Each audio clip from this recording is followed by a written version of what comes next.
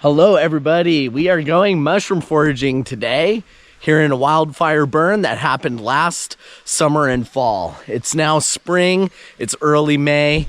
Got my friend Nick here with me and our foraging baskets to check out and explore this wildfire burn and see if we can't come across some delicious edible burn morels. Found some other fungi. Check it out.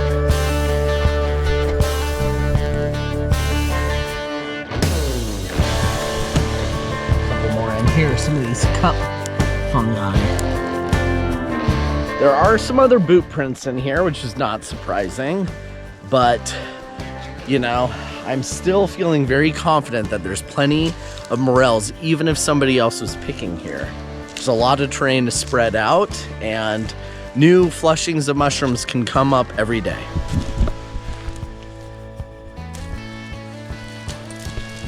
And there's not that many boot prints, so our strategy so far is zigzagging. So starting at a certain elevation, side hilling, traversing, and then we'll drop down a little bit in elevation and do it again. Here's a great example of a hazard that is associated with burn areas. This is a widowmaker. So this giant log right here, this diagonal one, look what's holding it up. Hardly anything. Keep your wits about you, especially if it's windy. Be mindful to avoid it if it's windy, and if it's not, even if it's calm, just keep your heads up with stuff like this. Be looking up, be aware of your situation, stay safe. Update, still nothing. Lots of these cup fungi. Okay, that last fire did not manifest into any morels, so we drove down the road, found a lower elevation burn. So we're gonna check this out. We have to kind of hike in just a little bit to get there, but I'll tune back in once we get there, and hopefully we were just a little early for that last burn. So let's see if we can find some in lower elevations. We're walking on the road, and look, these are Gyrometra esculenta, the false morel. A whole patch of them. These are toxic, don't eat them, but oftentimes they flush alongside morels or even a little bit earlier than them, so that's a good sign. Just got to the burn edge, so here we go.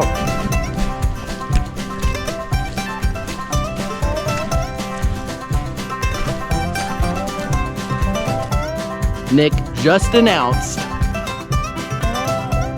first morel. Dun, dun, dun, dun. Let's see the first one. Oh! Yeah!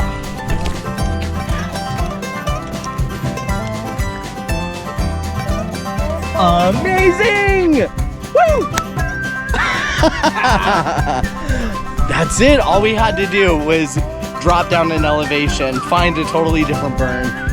We did it! We're on the board!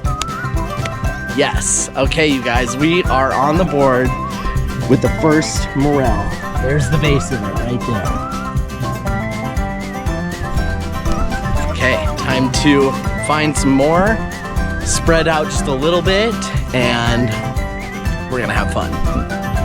More spotted. Oh yeah, look, that one. Okay, let's get a little closer. Ooh, nice. Look at them.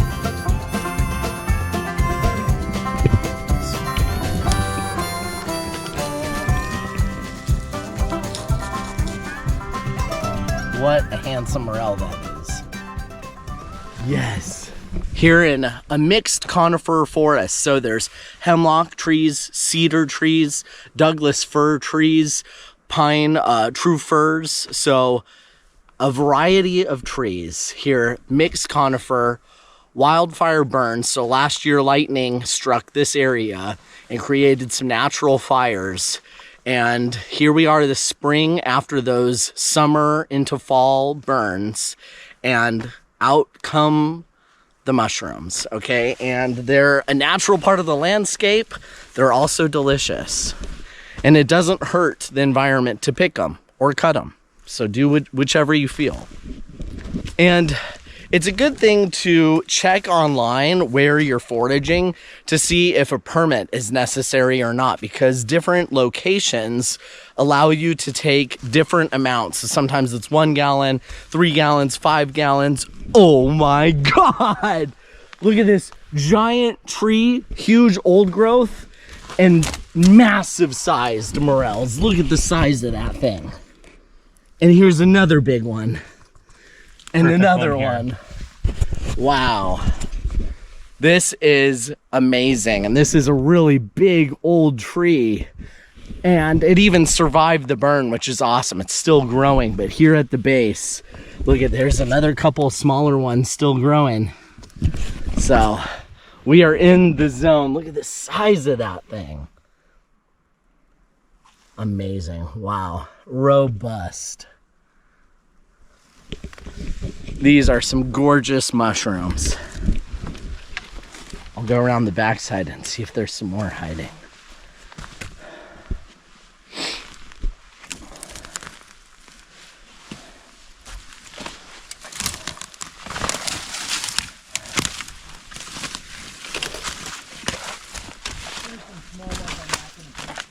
Oh yeah, here's a cluster under the log. Down here. Yeah. And oh no, leaf. So nice cluster right here.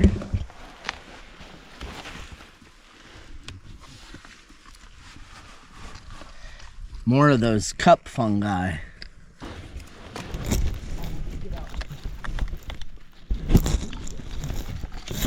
Nice handful. Put them in the basket. Is that one all right? Oh yeah. Well, is that mold or spores? I think it's all right. I think that might just be spores on there. All right. Yeah, so I was saying about the permits and stuff. Just Google the name of the national forest or the area that you're going to be foraging in to make sure that you're following the rules. It would suck to, get caught, get fined, ruin it for other people, etc. And it's not hard. You just fill it out online, print out a free permit usually. Yeah, and then you're hunting legally. Oh, look at this one. It's just totally hiding.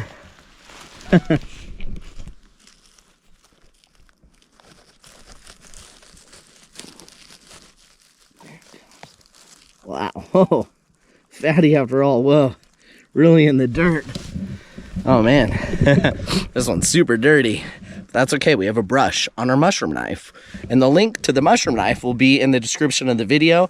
And if you use the link, thank you so much, because it helps me out a lot. This one's like white. Oh, cool.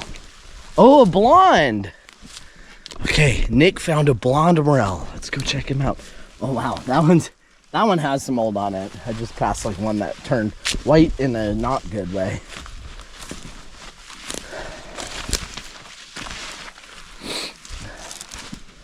Wow, let's see that blondie. Let's compare it. Oh wow, look at the color difference there. A blondie and one of those, I guess they're called greenies or pickles. Neat. Neat. Oh man, this is awesome.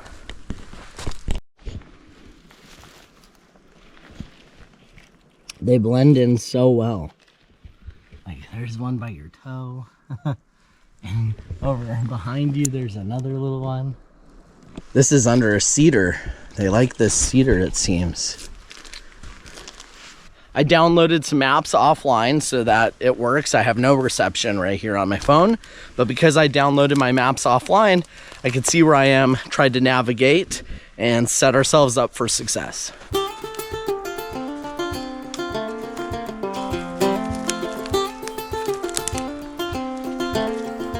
Oh man, look at this cluster. Look at this.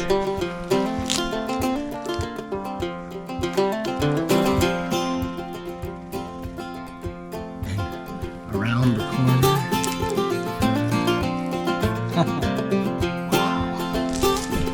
They do kind of look like pickles, don't they?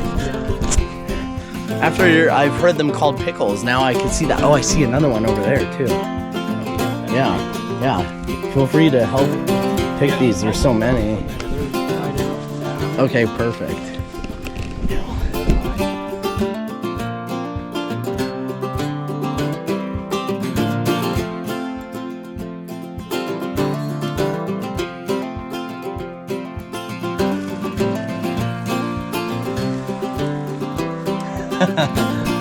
Oh yeah, good find under the cedar.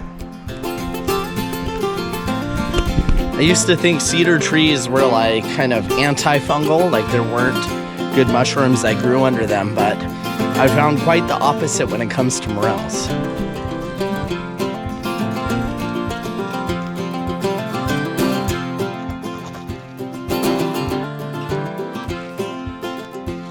Got a couple more. Oh, yeah. Whoa.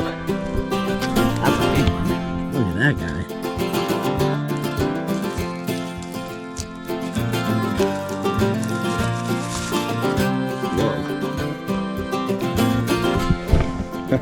Beast. I found the beginnings of some saprophytes.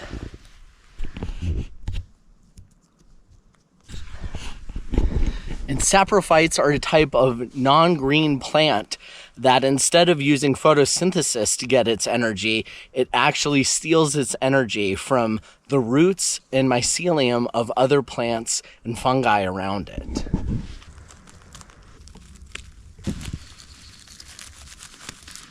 Nick found a nice little flushing, which is awesome because we were just out of the zone for a while. It had been a minute since we'd found any. And morels are kind of funny like that. Like you could find a huge flush, then walk for half hour, not find any, and then be back in them again.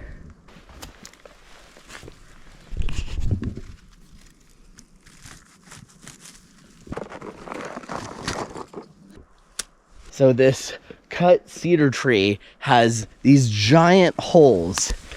These were created by the pileated woodpecker, who will peck these giant holes for nesting cavities and for food. Look at these giant ants, whole ant colony. Man, like, look at the size of this thing. Super cool. There's one right at the base. Plump one.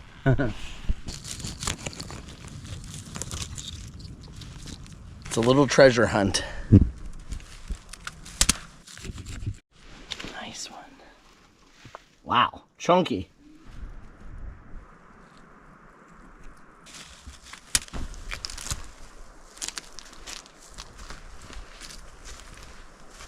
Circling back now and seeing if we missed any on the way in as we make our way out. And just like that, we did miss some. Look at that. Nice one. Blends right in with the pine cone. This is a Douglas fir cone. This is a morel. There's another one. And actually this spot, I think, was in between you and I on the way in. Oh, okay. So yeah. It's off of my track, but I want to say you were close. I was probably over there more. Yep.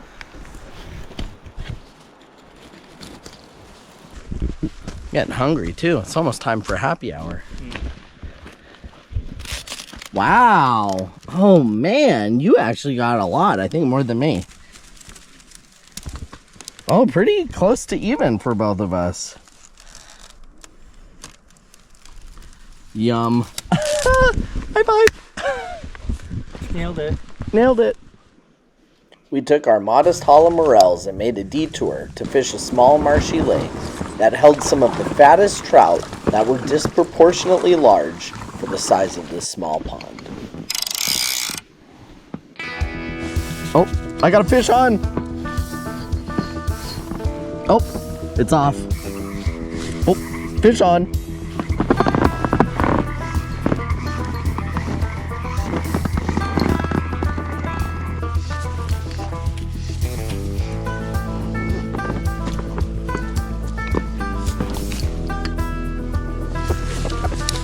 I don't know, it's definitely a cutthroat. Got a little detritus there on it.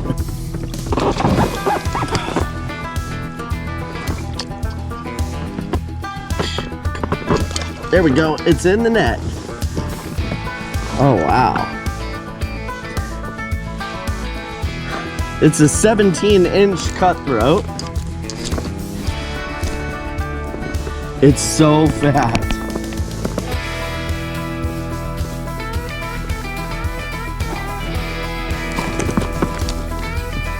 Wow. Can you see this thing? I'll hold it up. I'll try to hold it up.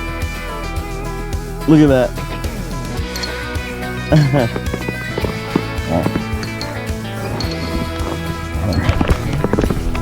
Say bye-bye.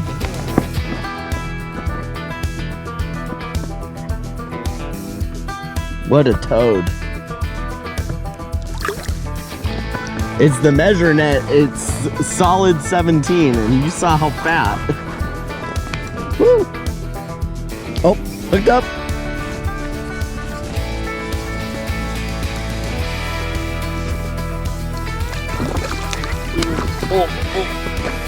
Oh, come on. Jesus. Woo, got it. Wow, they are so colorful. Wow.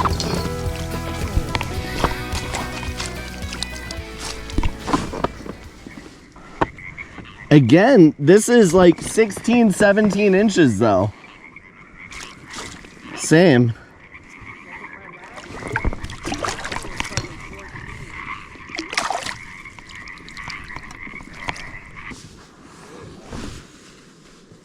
Oh, you got a fish on? Yes. Are you hooked up? Yeah. In the net. All right. Oh, he's hooked up again. And I just saw a fish rise too. Oh, nice. Oh man, you are slaying it here. Oh, the bats are coming out. As the chorus of frogs provided our soundtrack, we fished until the sun set and reluctantly bid farewell to the massive trout. We made our way to camp where bourbon and campfire nachos awaited. The stars came out and the search for northern lights left me wanting more. But I couldn't be more grateful to spend quality time with a good friend finding the gold of the mountains, aka Morels. The bourbon and the laughter made me forget to film an outro, but I wanted to share with you the big news that merch launch goes live next week, and to celebrate, I'll be doing a giveaway. Here's a link to a short video with a little teaser of the t-shirt I'm making. Can't wait to see you all on the next video.